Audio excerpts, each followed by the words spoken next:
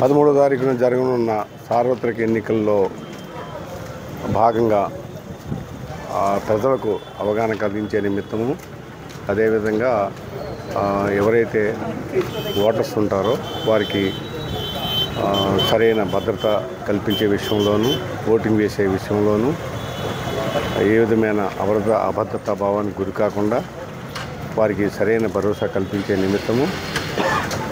గౌరవనీయులైన సిపి గారి ఉత్తర్వుల మేరకు మా దగ్గర ఉన్న పారామిలిటరీ ఫోర్సెస్, అట్లాగే మా డివిజన్లో ఉన్న సిబ్బందితోటి ఒక అవగాహన కార్యక్రమంలో భాగంగా ఈ ఫ్లాగ్ మార్చ్ నిర్వహించడం జరుగుతుంది. దీని ముఖ్య ఉద్దేశం ఏమిటంటే వల్నరబుల్ సెక్షన్స్ పీపుల్, అలాగే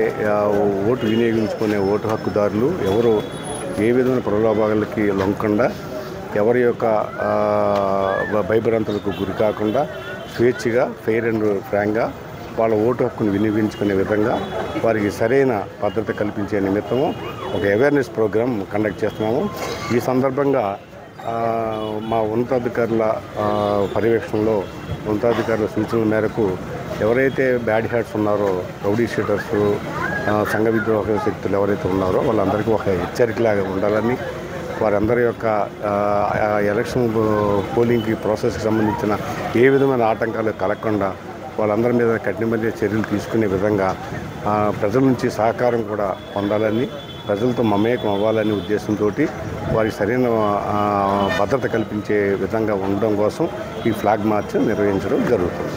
ఈ విధంగా ఎలక్షన్ డే రోజున, ఆఫ్టర్ పోలింగ్ డే రోజున ఈ అసాంఘిక శక్తులకు ఒక హెచ్చరిక చేయడం కూడా పోలీసు డిపార్ట్మెంట్ ద్వారా జరుగుతుంది. వారి సొంత పనులు చేసుకోవాలి తప్ప